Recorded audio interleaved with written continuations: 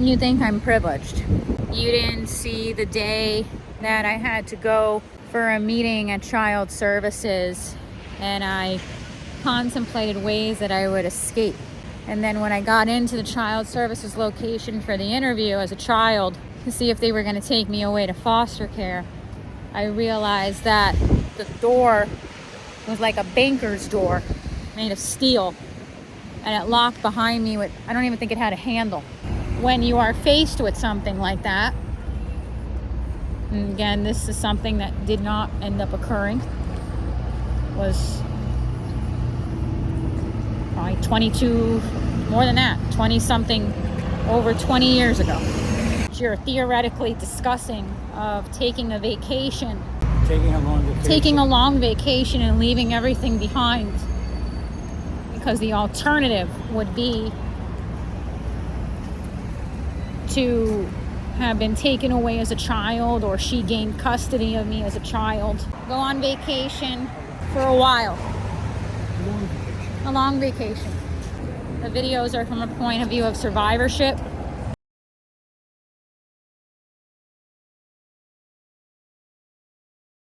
And trying to inspire someone else to be strong too. During the divorce of my parents, where my dad was trying to work out this deal for me to be able to leave to Colorado.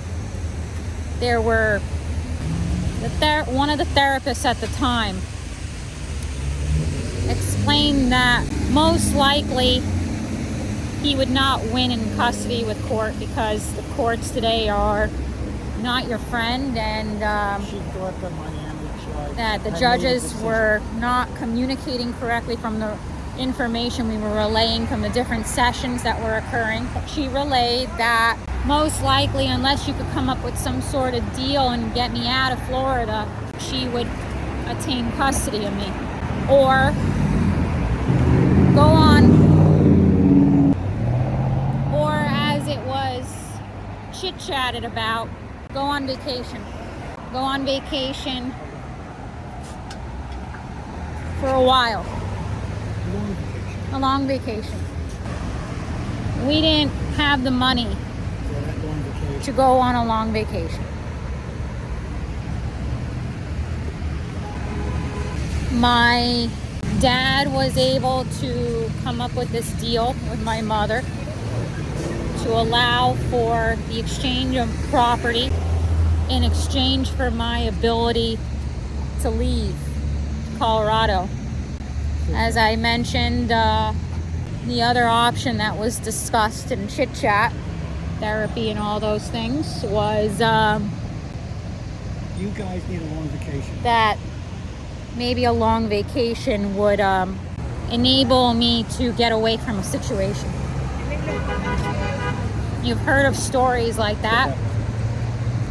We didn't have the money for that, and we also had a situation where at the time my dad's mom had Alzheimer's, and what you're theoretically discussing of taking a vacation and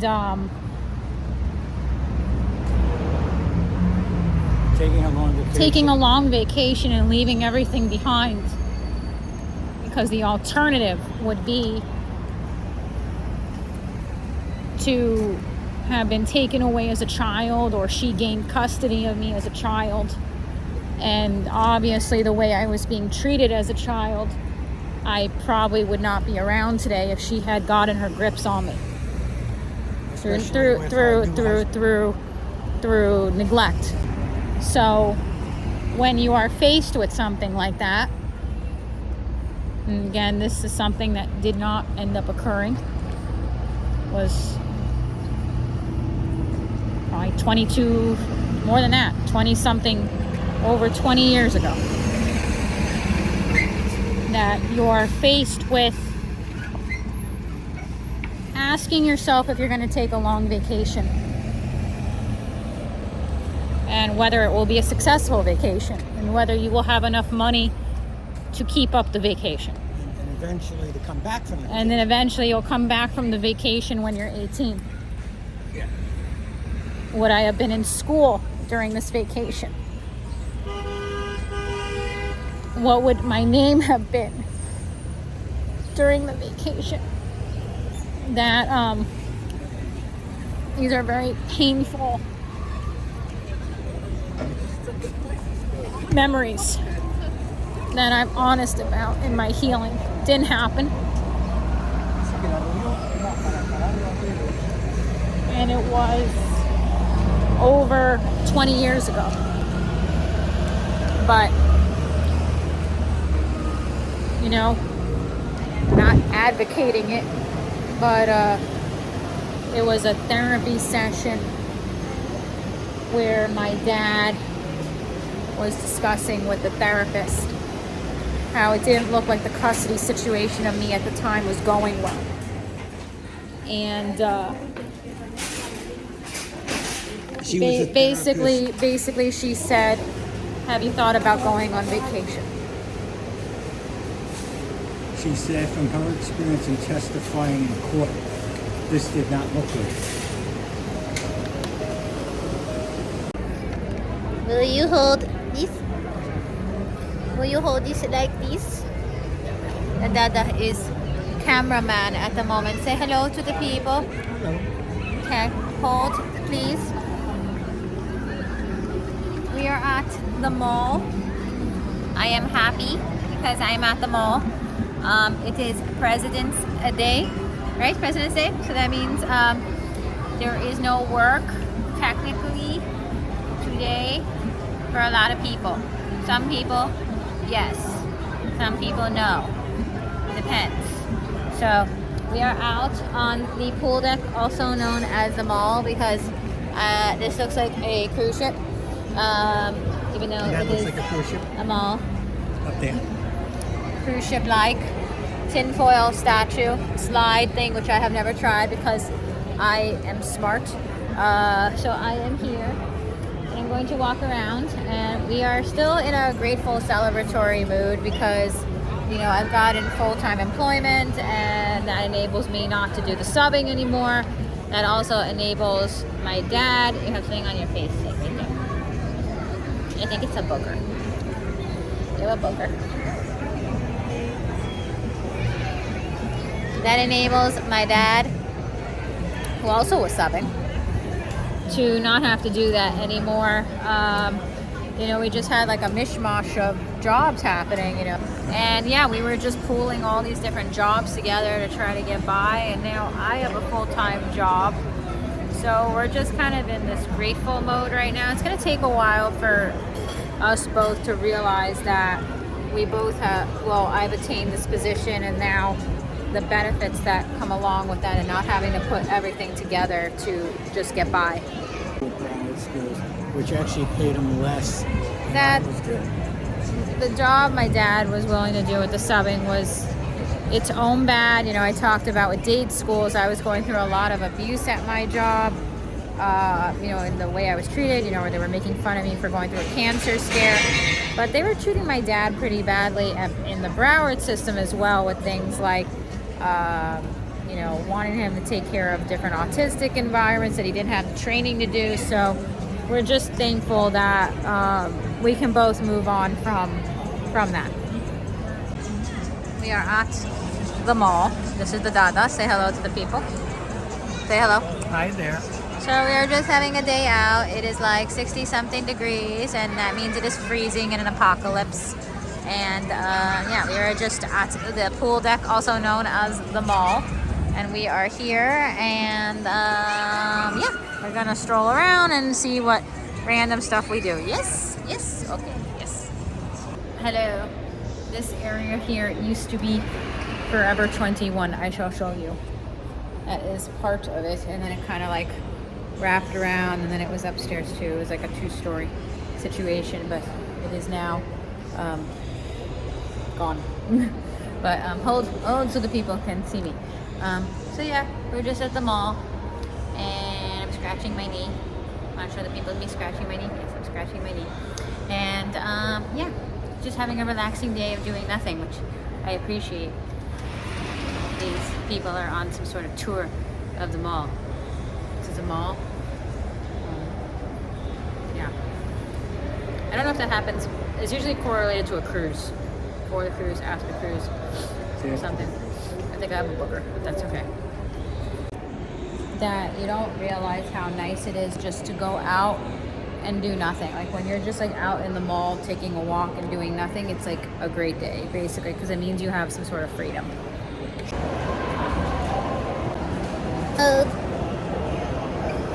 Hello all. I went into the Urban Outfitters, that way, back to me, and I got this poster. It says, "Change is uncomfortable. Keep putting in the work." I liked it. It was $4.99 and then 40% off, so it was like $3 and something with tax. So I got a nifty poster. I was going to get a sweater. I liked it, but I didn't really want to spend $20 on it. Plus, it was itchy, which was the defining reason of why I did not get it, because it was itchy. Yes. I have shopped. I got a poster and some clothes from Macy's on sale. That is a cool McLaren thingy right there. And this is my car with the birdie iguana poop that's been there a month. Fill my bucket. Food and the dada. We will now go back and eat. It is interesting, yes. Well, hello all. I am at Coffee Land. I got myself some table rent, also known as iced coffee, also known as I need coffee. And I have my healthy bucket, which is the super bucket, because I upgraded and I got myself some fancy bucketware. And the fancy bucketware has compartments, and I have broccoli and pasta.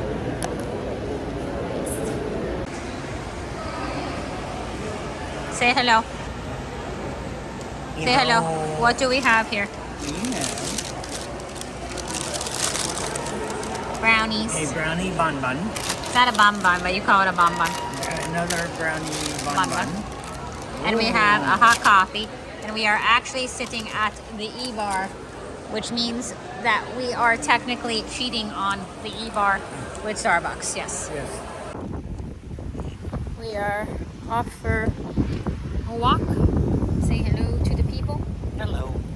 Show my backpack. Show my backpack.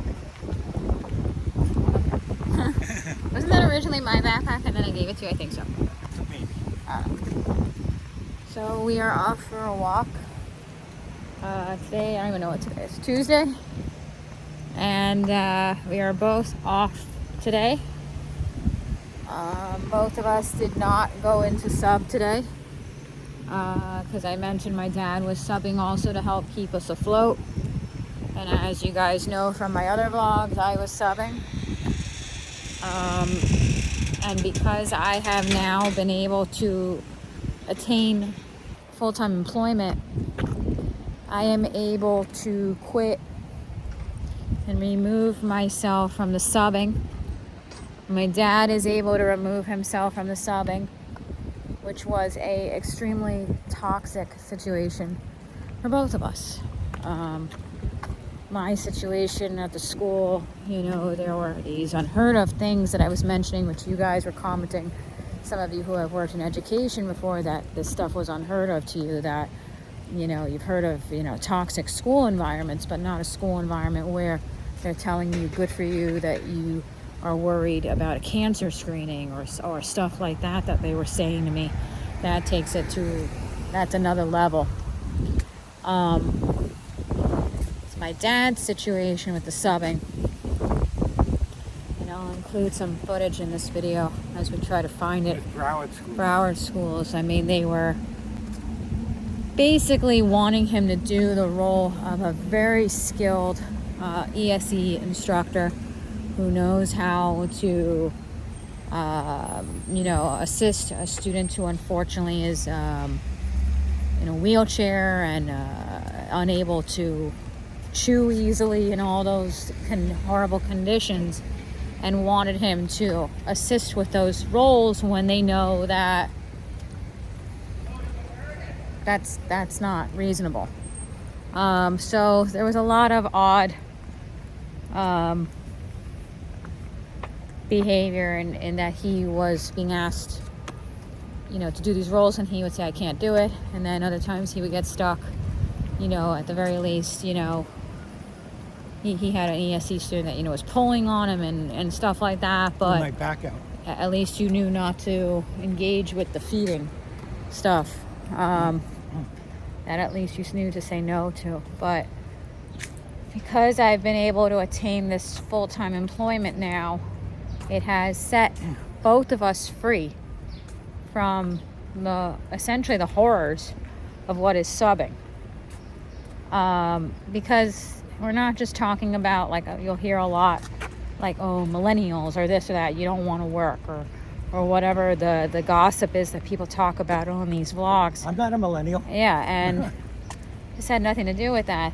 I was more than willing to show up to work and be the sub in the room and teach the students and go over the curriculum. What I was not in favor of was showing up to work and having faculty members telling me I have scoliosis, my organs are probably failing me, oh, you're going through a cancer screening, good for you, it won't be so bad if you have cancer. You know, those are the types of things that I was not, like, thrilled about. And having things like that said to me on a pretty normal basis, different variations of bizarre, emotionally abusive lines that were not acceptable, anti-Semitic lines, it was just not acceptable. Luxury lifestyles here, and you guys got me. You don't understand.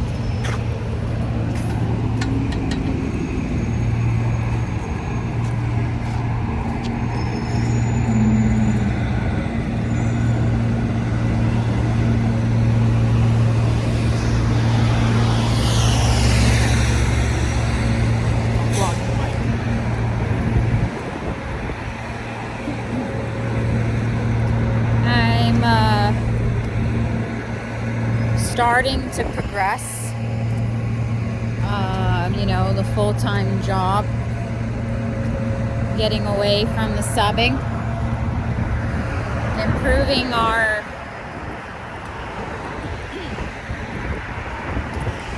situation, our financial situation. Did you want to go out on the beach? Because it may be too loud to Yeah, sure.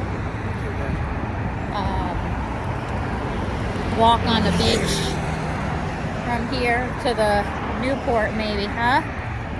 You want to do that, or you want me to just talk about it here? It's very loud. So we'll go over there. So we went out on the beach because it's a little bit more quiet to talk. You see, as I mentioned before, one of my other videos, these buildings here. Lifestyle on the ocean. I came from this. You know, some of you, again, you watch my videos and you see how I struggle financially, and you have to watch all my videos back to understand, but I came from this world, you know, a multi-million-dollar lifestyle. Again, I mentioned that it was normal to go to a hotel on the level of the Grand Floridian at Disney for 2 weeks, then go on a cruise, then go back to the Grand Floridian for a week. That was very normal growing up. And that is the world of my mother and her family. It is not my world. I have nothing to do with my mother or her entire family. And here or there, as I start to discuss that, even at work, like I'll mention it to a coworker. It's just me and my dad. There's absolutely no relationship with that side. They're like in shock, because I think there's certain assumptions that are made on appearance or different things.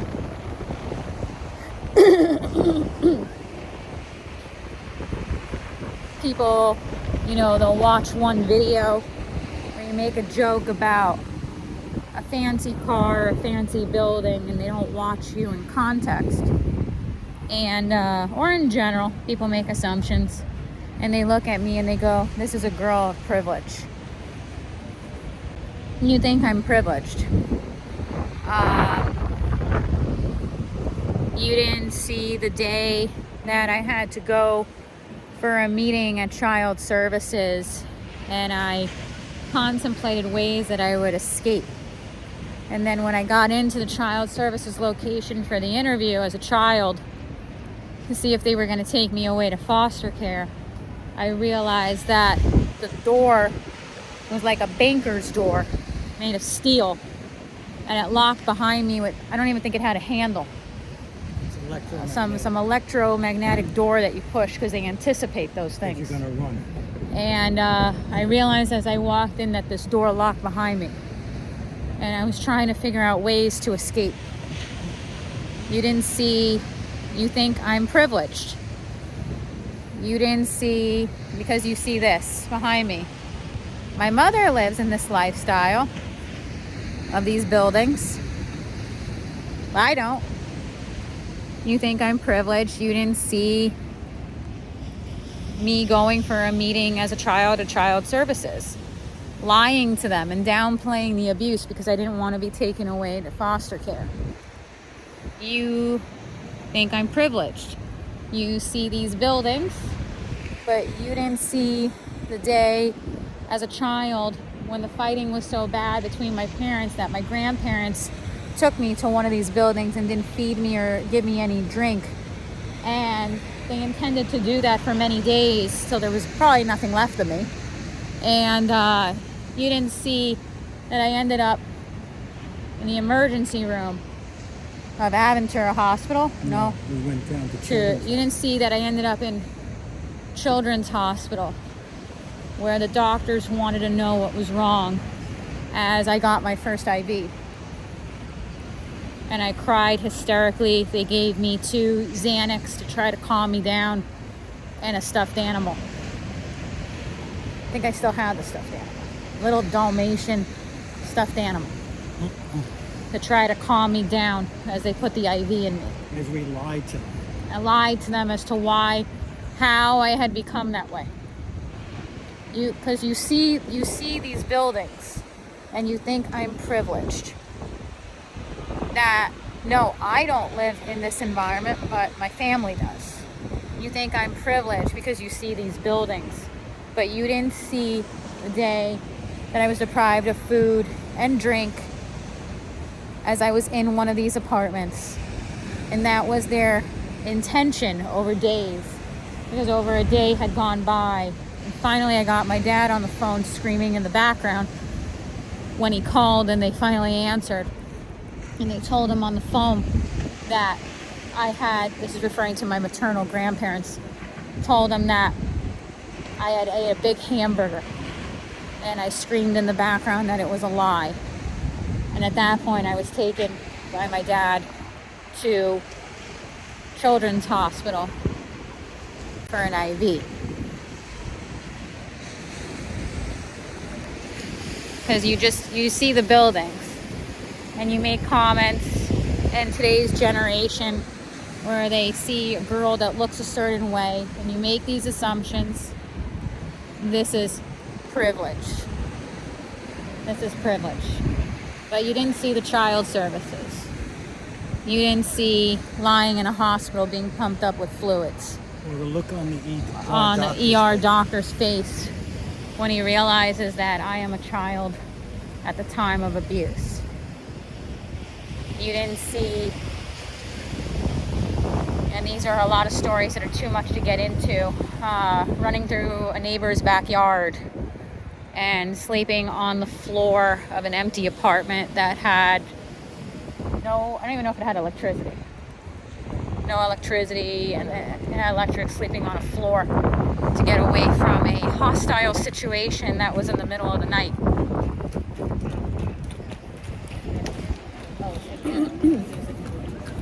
That you don't see.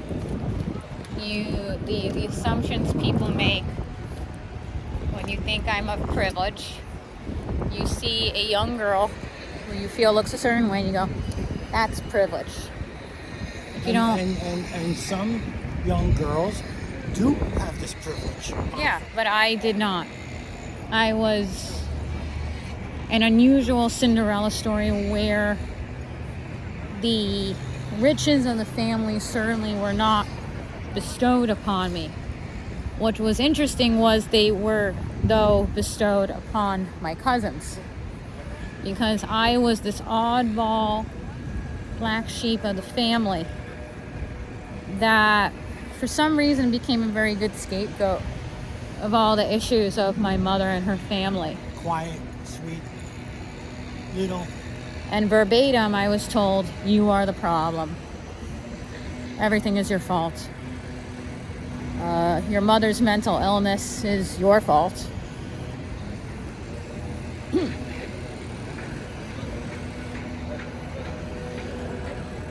The buildings don't look so pretty when you remember being in it as a child and not being given any food or water. And vomiting all over the place. Because I had become so dehydrated that I couldn't hold anything down anymore. What was their goal? It's pretty sickening to think about. I was supposed to stay with them that weekend. The goal was... That was like one day. to get You either would be very physically affected where you had organ damage or you'd end up dead. If you're not giving someone food or drink and they're dehydrated and they're vomiting all over the place. And you're a tiny little person. My purpose of these videos is from a place of survivorship. This was a long time ago. I went to college. I went to grad school. These are memories from, 20 years ago. But it haunts you. That's why I think that I've developed and I've always had PTSD from it. Yeah.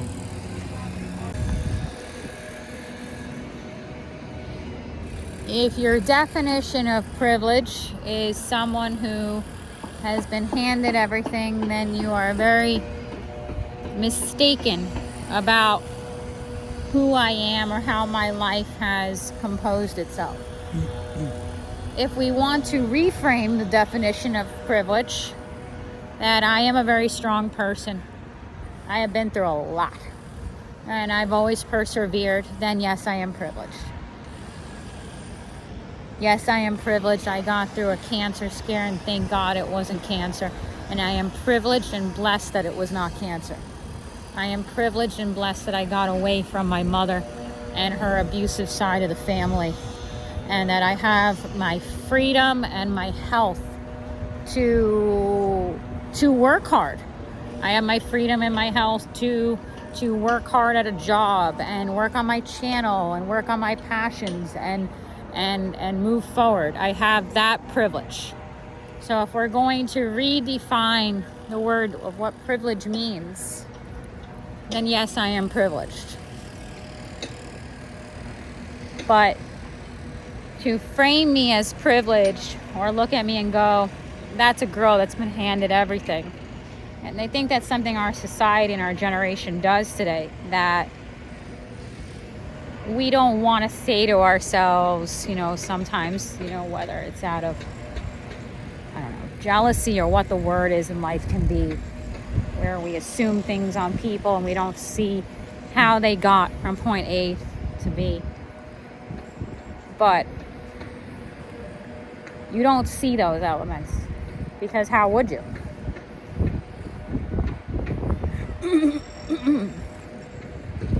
I think that these videos can help others because it helps someone who's maybe either in the situation or out of it see that you can go on. Is there, in quote, damage? Of course. Service dog.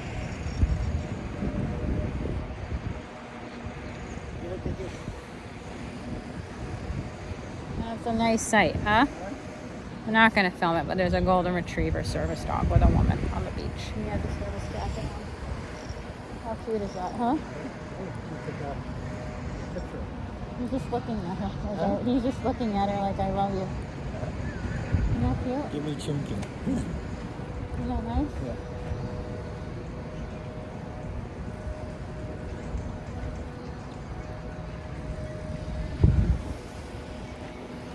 She kissed her golden retriever.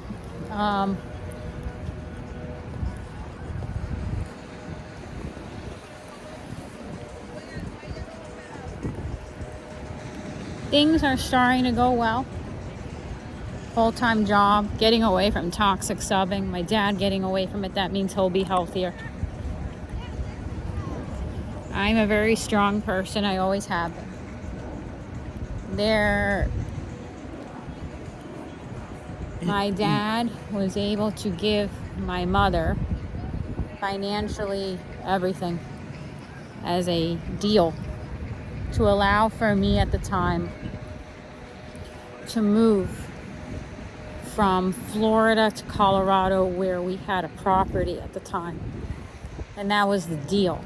Under the condition that she would get she would see me and I would come to her for holidays. It was an actual deal that we made that said in writing that she would get everything in exchange for my ability to permission to move to Colorado. And when I got there, I knew that I would not see her again. I would end up seeing her once during my adulthood under my own will to see if there was a relationship, but now we have to get out of the way again so I don't get run over.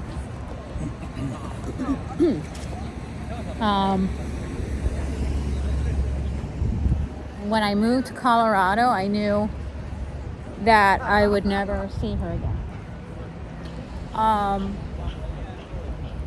She had a lawyer at the time.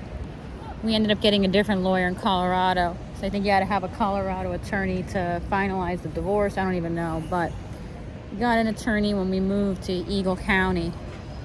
And which is the area of Vail, Avon, Beaver Creek. That's Eagle County, Colorado. I went into school. I was at that time a Colorado resident, enrolled in school, had a residence. So I was protected under the state of Colorado. And her lawyer and her called up my school at the time and demanded my records. I think they even iterated through their lawyer. The school at the time iterated that they were concerned. They had relayed she wants to come to the school. That she wants to come to the school. And the school relayed to us that they were concerned that she was going to come. And she herself admitted through her attorney that her and her attorney were going to come to Colorado and that they were going to take me from Colorado for my mandatory to Miami. Some strong laws went into effect at that point, different laws Colorado has. Our attorney at the time relayed to, did she actually say that she had contacted the sheriff or no? Yeah, she spoke to the sheriff. That it was a small town. If you're familiar with Eagle County, Colorado, it's a ski resort area. It gets a lot of tourists, but it's a small town. Pretty much everyone knows everyone. And not small in the sense of like a Hallmark movie, but small enough that everyone knows everyone, especially on a political type level. The police, lawyers, sheriff. So our attorney contacted the local sheriff and informed him of what was occurring. And it was understood between the school, the sheriff, the lawyer, that if she or her attorney stepped foot in Eagle County, Colorado, that they would be arrested for making these statements that they intended at the time to take me against my will as a child back to Miami. So what she figured was she got all the property, now she's going to take you back. And at that point, I guess she took the message very clearly. It was something she wasn't used to. And her attorney She was took it used more to clearly. the Miami way of corruption, of pretty much anything goes in Miami. And her attorney freaked out. They were not used to how small towns follow law work. and they got the message, and He said he ain't going. he and her at that point basically fell off the grid and did not communicate anymore. At that point, she and her attorney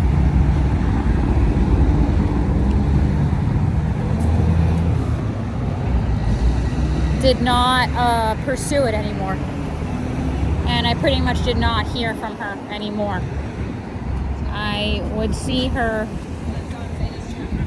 once under my own will when I was visiting Miami. I was like 15, 16 years old, and I probably shouldn't have done that. Walked into her workplace and basically said, look at me and how well I'm doing. I was like 16. I guess I figured I was old enough. What's she gonna do?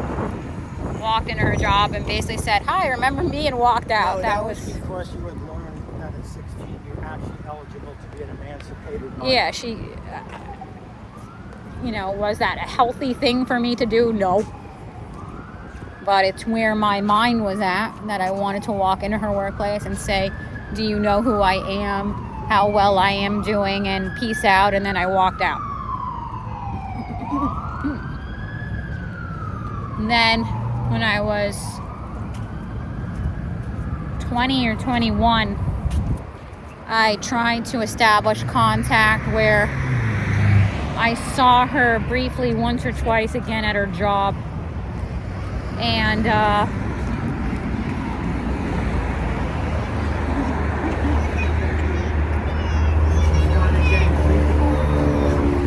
she was again,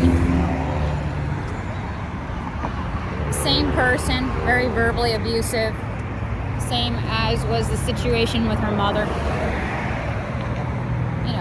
Emotional digs, you're not attractive, you'll never find anyone, different lines. Okay. And different lines like that, immediately spewing out. That was my actual good faith attempt to see if there could be any type of even speck of a relationship where you could say hello to the person. And the answer was no. And that was many years ago. I would, complete college, I would go to grad school. It has been many, many years. Been 10 years since that. Over 10 years. And my mother, the relationship attempt ended with that situation where they wanted me to go to a hair salon appointment to rekindle memories, and that her father was going to drive me to the appointment, and if I didn't agree to that, then there was no relationship. We can get into a whole discussion of that. After that, communication would break off. I would end up probably a few months after that. I don't remember the exact timeline. That was, and I've been open about that, where I have made an entire video about that. That I sued my grandmother. I sued my maternal grandmother, and I won. Because I had come across a booklet of an account that was called a UTMA account, where she could not close out the funds no matter what, and that the money in the account was mine. So I've talked about that in other videos, where at a certain month point after there was no communication anymore, that was where I had sued my maternal grandmother, and the court issued her to repay me the funds. But what you have to add in is you reached out to her many times I have my money. in a friendship type of way, and she would relay through the attorneys, go to hell. Yeah, go to hell. And we tried over a very long amount of time. It was not like just like a quick thing, oh, you clearly just want to sue her. No, it was very painful to do that because, as the attorney expressed, once you sue someone, that's it. That's it. You're done. You've taken them to court. You've put them through a legal situation. And we tried and we tried and we tried letters and can you find it in your heart to give her the money? It's legally hers, and I need it for school. And she was not budging. And the lawyer basically said, what do you want to do? You want to let it go and acknowledge that she took the money? Or do you want to attain the money? And I said I needed the money. So, that is something I've talked about. And it is a very painful thing to remember. Someone would ask, why is this all coming up now? I think that I probably do have some sort of PTSD. I know I have anxiety disorder. Not only PTSD, I probably have complex PTSD. And with the therapies for that, you're encouraged, if you feel able to work through the thoughts through different expression forms. And for me, it's creating videos that I feel someone else can be helped with. That the videos are from a point of view of survivorship and trying to inspire someone else to be strong too. So I'm helping myself and hopefully helping someone else. Headed back home now. Good things are happening for me. I've progressed with my job situation. I'm opening up about my past so that I can heal, so that it helps others. Helps me process, obviously, a lot of emotions that are still there. Read conflicting stuff. It's good to talk about it. It's not good to talk about it. It revs up your system and all this stuff. If you think you have PTSD, and then you have to calm down your system. But the trauma's still there if you don't talk about it. And at the end of the day, I think it could help someone else hearing about it from a point of view of survivorship. These stories are over 20 years ago. Yet, the trauma is still there. The good points is that, in a sense, a lot of the trauma I've been through has always been my motivator in doing well. It's what's pushed me to get the grades I've always gotten, to get the scholarships I've gotten. I always felt I had a need to prove myself. At a certain point, there was a realization, though, that I had to start living for myself, in the sense of that I'm not going to have some grand accomplishment and somehow my mother will find out about it and I'll really be showing them all I've accomplished. I can't live like that. I'm sure in a sense they monitor me. They're probably every once in a while, I'm assuming they're curious and one day they Google me. But I have to live for myself with my own accomplishments. But my past has always motivated me to want to do well. It's just that I had to make that mental shift that the things I accomplish have to be for myself and things I actually want to accomplish, rather than accomplishing something that maybe will impress someone, or I think it will impress someone, rather than something I actually want. So good can come from that, but I have to get a grip on, why am I doing A, B, and C? Is it something I want? But my past has made me into a very mentally strong person.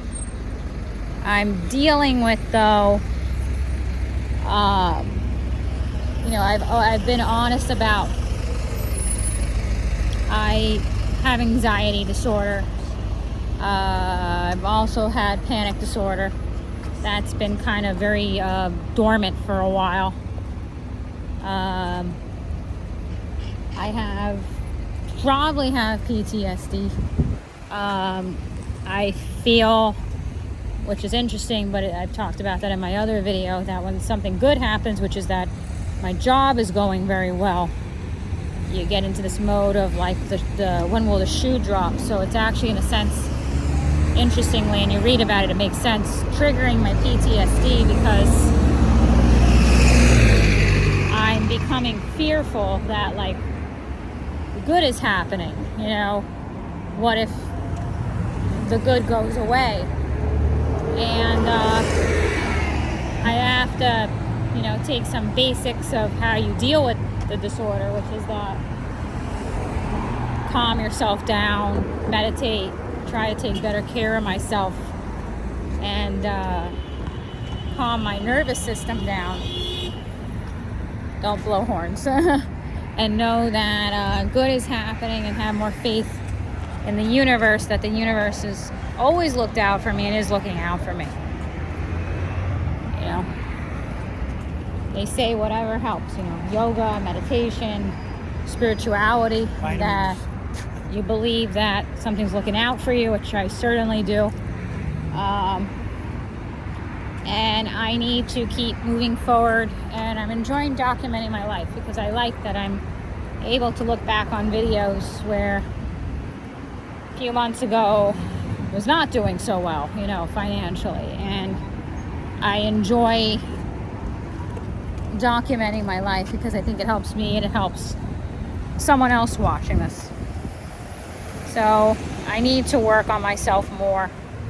I need to look into some of these therapeutic, holistic things that can help me, which I am doing. Taking a walk, you know, being one more with nature on my days off, eat better, or work out, meditate, read books on things to help you, you know. And at least I'm open and mindful to that, you know, I need improvement, and the improvement to be made.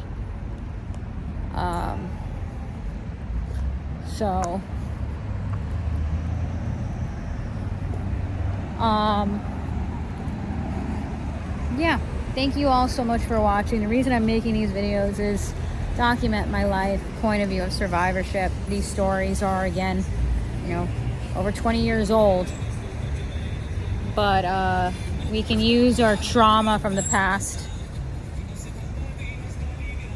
to grow, motivate us, and I hope that someone watching this video can also be motivated from this content. Thank you so much for watching. I have Patreon and channel memberships, and I will see you again in my next video, and bye. So now we are in the car and we're headed to Publix, and we went home after our walk, and I was kind of like rattled a little bit. I don't know, I guess like all the emotions were coming out at the same time, and now I'm feeling a little bit better, and I guess people would have the attitude of it's better out than in, right? Holding the emotions. So going to Publix, and I came across a quote on my phone, and it basically said that when your current reality, the emotional abuse or the situation, is so toxic at that point that you reach a point where you'd rather go into the unknown and change up your circumstances than remain in the situation, that's when you'll do it, hopefully. And the subbing for me, you know, I never had an issue with showing up and going to sub. The issue with subbing had a lot of issues in itself, you know, that it was not, you know, there's breaks, there's summer vacation, it's not full year employment. With the subbing, it was not normal, some of the things that were happening at the job. It was not normal to, you know, to hear anti-Semitism. It wasn't normal to have them, a lot of the faculty, make fun of me when I was going through health screenings, make fun of, you know, skeletal issues that you have, or different disorders that you know, that, oh, I have scoliosis. It's like, I can't change that. It's like, people have things. But the things that were going on there were certainly not normal and should never have been part of the job description. And it got to a point, along with the push, the real push was that, you know, we were all essentially fired from Dade schools and pushed into Kelly Education, which is a private company. And when that happened, we couldn't compete anymore and get essentially guaranteed employment anymore. So, because you're competing against anyone and everyone. And it was the push I needed, because it was the push into my, at the time, second job, which became my priority job, which now is my full-time job. And I'm so grateful and thankful to be part of this, because it is really like a work family. We're really a team, and you feel that when you're there. And I have work family, I have work friends, and I wouldn't have had that if the Kelly thing and Dade schools transition had not happened. And then I became full-time, and I'm so grateful. And you know, sometimes it's like that saying goes, the dots connecting. You can't see it looking forward. You could only, you know, go based on your gut and your intuition, and then you look back and you're like, it all makes sense. So we're at Publix now, and I'll fit this into the video somehow, but yeah, gonna go get some comfort food or different things that we need. And Dad, say hello. Okay. Yeah, sure. We are out having a good day. Say hello to say hello to the people. Hello, everyone. Today is a good day. We are in good energy today. I don't know exactly what has happened with the energy today, but like the energy is good today. Like everyone is like saying hello or looking at me or like saying hello. And there's like weird people that have come up to me, and I don't know. Today is a very interesting day, but I don't know. There's something in the air today of energy, of confidence or something like that. I don't know exactly what's happening, but today is a good day. The Dada is getting our food ready, and we have our buckets, and we are having a good bucket-like day out. Hello, all. We are in the car now. Hold for the people, and I will show you.